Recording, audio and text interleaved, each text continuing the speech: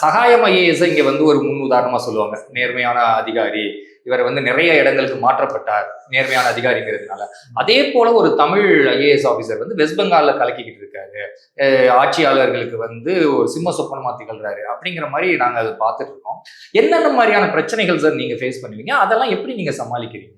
நான் நேர்மையான ஆஃபீஸராக இல்லையான்னு வெஸ்ட் பெங்கால் மக்கள் தான் சொல்லணும்.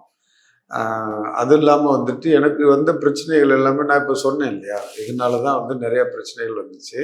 அதுக்காக என்னை வந்து அடிக்கடி இடமாற்றம்லாம் பண்ணல.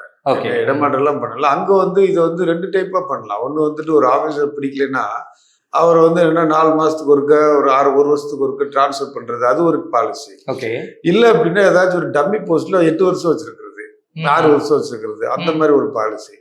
என்னை பொறுத்தளவுக்கு என்ன நடந்துச்சுன்னா, வெஸ்ட் பெங்கால்ல வந்து 2 இம்பார்ட்டன்ட் வந்துட்டு லா அண்ட் ஆர்டர் இஷ்யூ வந்துட்டு, ஒன்று மாவோயிஸ்ட் இஷ்யூ, இன்னொன்று வந்து கூர்காலாண்ட் இஷ்யூ.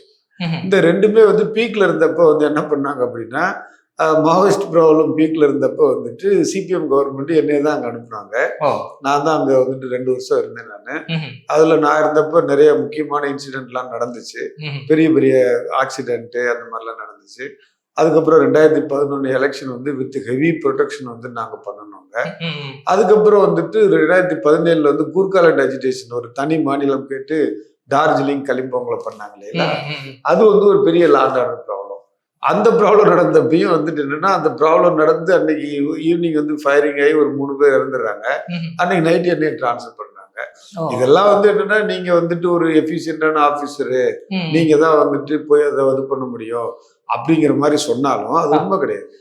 அது உண்மை கிடையாது. அதாவது என்னன்னா, உங்களை வந்துட்டு நீங்க வந்து சொன்னபடி கேட்கலையா, சொன்னபடி கேட்கலன்னா அஸ் பர் த ரூல்ஸ் பண்றீங்களா, அப்போ போய் இதை வந்து நீ வந்து டேக்கிள் பண்ணு.